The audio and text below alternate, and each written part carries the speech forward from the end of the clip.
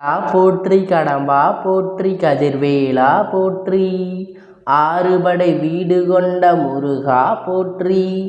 என் அன்பு பிள்ளையே, இந்த வாக்கினை முழுவதுமாக கேட்கக்கூடிய தங்க பிள்ளைகளுக்கு வரும் வெள்ளிக்கிழமை உங்களுடைய மன பிரச்சனைகள் முடிவுக்கு வரப்போகிறது.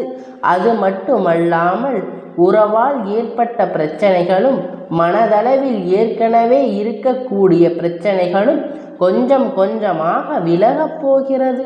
அதனால்தான் என் செல்லமே, வரும் வெள்ளிக்கிழமை அன்று உன் இல்லத்தை தேடி வந்து உனக்கு நினைத்த பல விஷயத்தை, உன்னுடைய பிரச்சனையில் இருந்து உன் வாழ்க்கையை சிறப்பாக ஒரு விஷயத்தை செய்து கொடுக்கப் போகிறேன். அதன் காரணமாகத்தான் என் தங்க பிள்ளையே, நீ ஒரு விஷயத்தை செய்துவிட வேண்டும். அது என்ன தெரியுமா?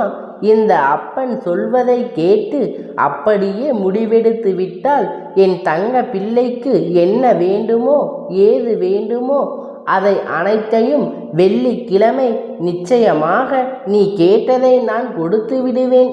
அதனால் நீ பதிவினை கேட்கும் பொழுது பக்கத்தில் எந்த ஒரு தொந்தரவும் இல்லாமல் நிம்மதியாக இடத்தில் தனிமையில் நீ கேட்க வேண்டும்.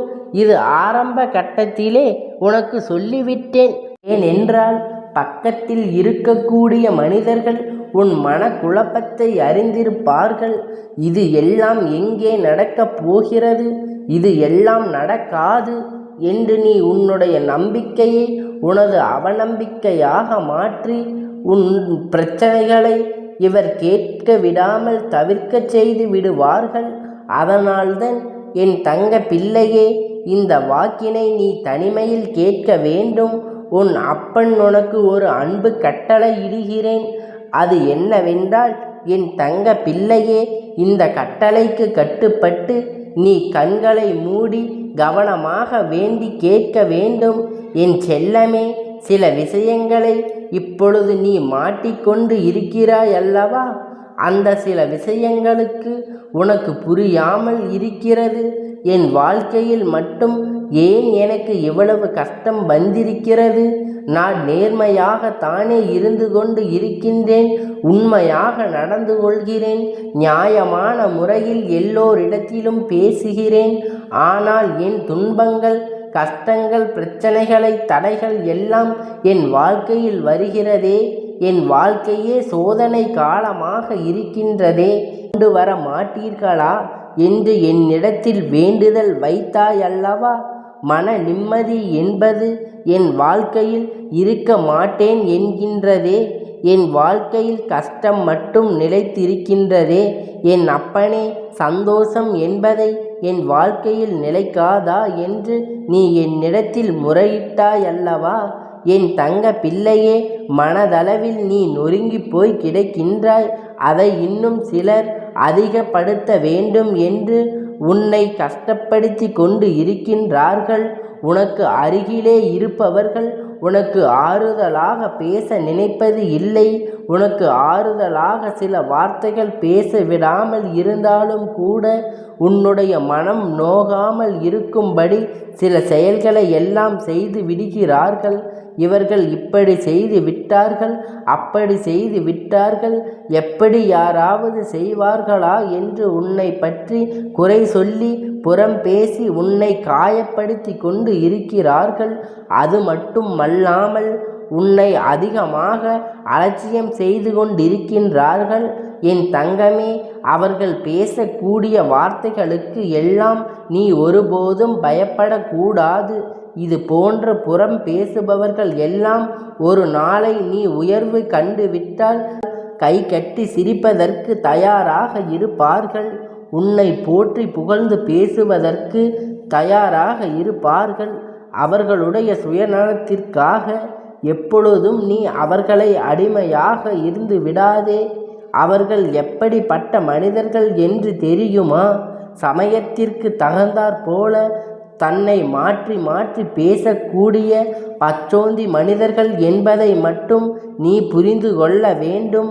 உன்னை பற்றி புறம் பேசுபவர்களை, அவர்களுடைய வார்த்தைகளை உன்னுடைய சேவைகளிலே அல்லது ஆள் மனதிலே எந்த ஒரு திசையில் இருந்து வந்தாலும் எப்பொழுதும் அதை பற்றி நீ கவனித்து கொள்ளவே கூடாது. செல்லமே, புறம் பேசுபவர்கள் எப்படி பேசிவிட்டார்கள், அப்படி பேசிவிட்டார்கள் என்று அதை பற்றி கொஞ்சம் கூட நீ சிந்திக்க கூடாது. உன்னுடைய மனது இளகிய மனதல்லவா? உன்னிடத்திலே இந்த அப்பன் ஒன்றை மட்டும் உறுதியாக சொல்லிக் கொள்கிறேன். அவர்களுடைய வேலை அவர்களை பார்த்து கொண்டிருக்கிறார்கள். உன்னுடைய வேலை என்பதை இந்த அப்பன் சொல்வதை தட்டாமல் அப்படியே நீ கேட்டு உன் இல்லத்தில் அதை செய்ய வேண்டும். உன்னுடைய வாழ்க்கையில் அதை கடைபிடிக்க வேண்டும். அப்படி உனக்கு அருள் வாக்கு கொடுத்திருக்கும் பொழுது அந்த சில விஷயங்களை எல்லாம் நீ கடைபிடித்தால் உன் வாழ்க்கை மலரும், உன் வாழ்க்கை உயர்த்த நிலை அடையும். நீ நினைத்த வெற்றியை இந்த பிரிவியிலேயே நீ அடைய முடியும் என்பதை உனக்கு நான் சத்திய வாக்காக சொல்லி விடுகிறேன். வாழ்க்கையில் ஒரு நிமிடத்தில் உனக்கு இனி உயர்வு தான் கொடுக்க போகிறேன். உனக்கு சில பரீட்சைகள் எல்லாம் இருந்தது. அந்த பரீட்சையில் இருந்து வேதனைகளையும் சோதனைகளையும் உனக்கு வந்து கொண்டேதான் இருந்தது. அதை எல்லாவற்றையும் கடந்து நீ வெற்றி பெற்ற பொழுது இப்பொழுதான உன் பரீட்சைகளை எல்லாம் அனுபவித்து விட்டு ஓரளவு தீர்ந்து விட்ட பிறகு இப்பொழுது உண்மையான உறவு எது, போலியான உறவு எது, யார் நல்லவர்கள், யார் கெட்டவர்கள், எதனால் உனக்கு ஒரு சில விஷயங்கள் கிடைக்கிறது, கெட்ட மனிதர்கள் யார் என்பதை எல்லாம் நீ இப்பொழுது புரிந்து கொண்டாய் அல்லவா? இப்பொழுது உன்னை சுற்றி இருப்பவர்கள் எல்லாம் நீ யார் என்பதை புரிந்து கொண்டு விட்டாய். இப்பொழுது அப்பன் சொல்லக்கூடிய விஷயத்தை நீ செய்து விட்டால் போதும். அந்த சோதனை காலத்தில் இருந்தும் வேதனை காலத்தில் இருந்தும் எல்லாம் உனக்கு மாறி வெற்றியை தரக்கூடிய காலம் அமைந்துவிடும். என் செல்லமே, இந்த அப்பன் சொல்வது உனக்கானது. நான் இப்பொழுது உன்னிடத்தில் சொல்ல வந்திருக்கிறேன். உடனடியாக செய்தால் வரும் வெள்ளிக்கிழமை உனக்கான பணப்பிரச்சனை, மனப்பிரச்சனை அனைத்து ஆணியோடு அழிந்து உனக்கு நல்ல வாழ்க்கினை, வெற்றியும் உனக்கு பொருளாதார தேவைகளையும் நான் கொடுப்பேன் என்பதை நீ மறந்து விடாதே.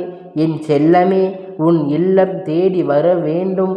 நான் உன் இல்லம் தேடி வந்து விட்டாலே உன்னுடைய வாழ்க்கையில் எல்லாம் மாறிவிடும் என்பதை நீ மறந்து விடாதே. என் செல்லமே, வருகின்ற வெள்ளிக்கிழமை என்றும் நான் உன் எண்ணத்தோடு வரும் பொழுது உனக்கான சூழ்நிலைகள் எல்லாம் மாறி நேர்மையான எண்ணங்கள் மட்டும் தோன்றும். அது மட்டும் அல்லாமல் உன்னுடைய பேச்சிலேயே புத்துணர்ச்சி வந்துவிடும். நீ மற்ற மனிதர்களை பார்க்கும் விதமே முற்றிலும் மாறி இருக்கும். உன்னுடைய பிரச்சனைகள் எல்லாம் தீர வேண்டுமானால் அப்பன் சொன்னபடி நீ வழிபட வேண்டும். அப்பன் சொன்னபடி நீ ஒரு முறை வழிபட்ட போது உனக்கான பிரச்சனை, அதற்கான தீர்வு எல்லாம் உனக்கு எளிதில் கிடைத்துவிடும். என் தங்கமே, உன்னுடைய குடும்பத்தில் இருக்கக்கூடிய பண பிரச்சனைகள் முக்கிய காரணம் என்ன தெரியுமா? உன்னுடைய வருமானம் உனக்கு போதுமானதாக இல்லை. செலவுகள் மட்டும் உனக்கு அதிகரித்து கொண்டு போகிறது. என் தங்கமே, இந்த நவநாகரீக காலத்தில் அத்தியாய வசதிக்காக செலவு செய்த காலம் எல்லாம் போய்விட்டது. மற்றவர்களைப் போல நாமும் வாழ வேண்டும் என்று, ஆடம்பரமாக இருக்க வேண்டும் என்று நினைத்து சில விஷயங்களை எல்லாம் நீங்கள் செய்து விடுகிறீர்கள். உங்களுக்கே பண பிரச்சனைகள் இருக்கும் பொழுது உன்னிடத்தில் உள்ள பணத்தை நீ மற்றவர்களுக்கு தருவது பரவாயில்லை. ஆனால் மற்றவர்கள் இடத்தில் கடன் வாங்கி இன்னொருவருக்கு கொடுப்பது மிக பெரிய தவறு என்பதை நீ உணர்ந்து விட்டாய் அல்லவா? மற்றவர்களுக்கு ஜாமீன் காரணமாக நீ போய் கடன் பெற்று கொடுப்பது எவ்வளவு பெரிய தவறு என்பதை இப்பொழுது நீ உணர்ந்து இருப்பாய். என் தங்கமே, இன்றைய காலகட்டத்தில் யாருமே செய்த உதவிகளை எல்லாம் உண்மையாக நினைத்து பார்ப்பது கிடையாது. செய்த நன்றிகளை எல்லாம் மறந்துவிட்டு உதவி செய்த நபர்களுக்கு மேலே மேலே பிரச்சனைகளை கொடுக்கக்கூடிய காலமாக மாறி இருக்கிறது. எப்படிப்பட்ட சூழ்நிலையில் இருக்கக்கூடிய நேரத்தில் என் செல்லமே, நீ நல்ல மனதுடன் தான் மற்றவர்களுக்கு உதவி செய்கின்றாய். ஆனால் உன்னிடத்திலே உதவிகளை பெற்றவர்கள் அப்படிப்பட்ட மனநிலையில் இல்லை. எப்படியோ அவர்கள் மூலமாக அந்த உதவியை பெற்று விட்டோம் உனக்கு போக்கு காட்டி கொண்டு இருக்கிறார்கள். எப்படியோ உன்னை அந்த விஷயத்தில் சிக்க வைத்துவிட்டு அவர்கள் தப்பித்து விடலாம் என்று எண்ணி அதை இப்பொழுது நிறைவேற்றியும் விட்டார்கள். என் தங்கமே, நீ யோசிக்காமல் செய்த ஒரு விஷயத்தினால் இப்பொழுது உன்னுடைய குடும்பத்தில் தேவையற்ற மனக்கசப்புகள் வந்துவிட்டது அல்லவா? இவையெல்லாம் உன்னுடைய வாழ்வில் இன்னும் கொஞ்ச நாளில் நல்லபடியாக மாறி முடியப் போகிறது. என் அன்பு பிள்ளையே, உன்னுடைய வாழ்க்கை எப்பொழுதும் போராட்ட காலமாக மாறி இருக்கிறது அல்லவா? சந்தோஷத்தை அனுபவிக்க முடியாத காலமாக இருக்கிறது. நீ என்ன செய்வது என்று தெரியாமல் சிக்கலில் மாட்டிக்கொண்டு தவிக்கின்றாய் அல்லவா? உன்னுடைய அனைத்து கஷ்டங்களும் முடிவு காலம் வரப்போகிறது. நான் திரும்ப திரும்ப இதை உன்னிடத்தில் கூறுவதனால் இந்த அப்பன் ஒருபோதும் நீ அலட்சியம் செய்து விடாதே. என்னை முழுவதுமாக நம்பி சரணடைந்து விட்டு வாழ்க்கையில் யாரும் தோல்வியடைந்ததே இல்லை. முதலில் நீ எத்தனை தோல்விகளை சந்தித்திருந்தாலும் அதன் முடிவில் நிச்சயம் உனக்கு வெற்றி மட்டுமே கிடைக்கும் என்பதை நீ மறந்து விடாதே. இப்பொழுது உனக்கு நல்ல காலம் பிறக்கப் போகிறது. உனக்காக காத்திருப்பிற்கு கண்ணீருக்கும் முடிவு காலம் வந்து விட்டது. என் தங்கமே, இந்த அப்பனை நம்பிக்கையோடு முழு மனதோடு வேண்டிக் கொண்டு அகல்விளக்கு ஏற்றி வைத்து தினமும் நீ வழிபட்டு உனக்கான பிரச்சனைகளை எல்லாம் கொஞ்சம் கொஞ்சம் விலகிவிட்டு என்பதை இந்த அப்பன் உனக்கு சொல்ல வந்திருக்கிறேன். தூய மனதோடு நீ என்னை சரணடைந்து உன் வாழ்க்கையில் பட்ட கஷ்டங்கள் எல்லாம் நீ முடிவினை பெற்று கொள்ள வேண்டும். என் செல்லமே, உன் வாழ்க்கையில் இதுவரையில் எதுவெல்லாம் நடந்ததோ, அது நல்லதோ கெட்டதோ, அது நடந்து முடிந்த பிறகு அதையெல்லாம் முற்றிலுமாக நீ மறந்துவிட வேண்டும். வாழ்க்கையில் முற்றிலுமாக கடந்த காலத்தை நடந்த கசப்பான விஷயங்களை எல்லாம் நீ எண்ணிக்கொண்டு வருந்த வேண்டாம். அதையெல்லாம் நீ மறந்து இன்று புதிதான பிறந்திருக்கிறோம் என்று எண்ணி அதற்கான விஷயங்களை நீ செய்து கொள்ள வேண்டும். நீ அதற்கான விஷயங்களை நீ மறந்துவிட வேண்டும். நீ உன்னுடைய வாழ்க்கையில் நடந்த பல நிகழ்வுகளை எல்லாம் மறக்காமல் இருப்பதனால்தான் நிம்மதி உன்னை ஆர்த்துமுண்டாக உன் வாழ்க்கையை நிம்மதி இல்லாமல் இருப்பதற்கு முழுமையான காரணமாகும் என்பதை நீ யோசித்து பார். என் செல்லமே, மறதி இல்லாமல் உன் மனது கட்டுப்பாடு இருக்க பழகிக்கொள். உனக்கு பிடிக்காதவற்றை நீ ஒருபோதும் நினைக்க வேண்டாம். பிறர் இடத்திலேயே வாக்குவாதத்தில் ஈடுபடுவதை, தேவையில்லாத விமர்சனங்களை எல்லாம் நீ விட்டுவிட வேண்டும். அது மட்டும் அல்லாமல் ஒரு சில இடங்களில் தேவையில்லாமல் பேசுவதை நீ தவிர்த்துவிட வேண்டும். ஏனென்றால் நீ சாதாரணமாக பேசுகின்ற வார்த்தைகள் எல்லாம் திருத்தி கூறி மீது வீண் பழி சுமத்துகிறார்கள் அல்லவா? இந்த இடத்தில் உன்னிடத்திலே கோபம் வெளிப்படும். அந்த இடத்தில் உன் கோபம் வெளிப்பட்டால் மனக்கசப்பு ஏற்படும். அதனால் நீ மேலும் அதிக கோபக்காரனாக மாறி என்ன பேசுகிறோம் என்று வார்த்தைகளையே நீ மறந்து விடுவே. நீ உன் வாழ்க்கையை ஒருபோதும் நடந்துவிடக்கூடாது. உனக்கான மனப்பக்குவத்தை நீ பழகி கொள்ள வேண்டும். என் தங்கமே, உன் வாழ்க்கையில் ஒவ்வொரு நாளும் எத்தனையோ அனுபவங்களை எல்லாம் நீ கற்றுக்கொண்டுதான் இருக்கின்றாய். அதற்கு ஏற்றது போல் நீ வாழ பழகி கொள்ள வேண்டும். என் செல்லமே, அப்படி நீ வாழ பழகி கொண்டால் நீ ஏற்படுத்தப்பட்ட விஷயங்கள் பல மடங்கு நீ வளர்ச்சியை அடைந்து அதற்கு தகுந்ததைப் போல நீ உயர்த்தி வாழப் போகிறாய். நீ ஆசைப்பட்டது கிடைக்கவில்லை என்றால் அதற்கு மேலான ஒன்று கிடைக்கப் போவதாக தானே அர்த்தம். அதனால் எதற்கும் என் செல்ல பிள்ளை நீ கலங்கக்கூடாது. நினைத்து என்றும் உன்னை திடப்படுத்தி கொள்ள வேண்டும். அது மட்டும் அல்லாமல் என் செல்லமே, உன்னுடைய கஷ்டங்களை நீ உன்னுடைய தலையணையோடு பகிர்ந்து கொள்வது இந்த அப்பனுக்கு தெரியாமல் இல்லை. உனக்கு துக்கம் வரும் பொழுது எல்லாம் உன் கஷ்டங்கள் அனைத்தையும் கண்ணீராக ஓடும். நிம்மதியாக தூங்கி எத்தனை வருடங்கள் எத்தனை மாதங்கள் கடந்து விட்டது என கவலைப்படாதே. அனைத்தும் இனி நல்லதாகத்தான் நடக்கும்.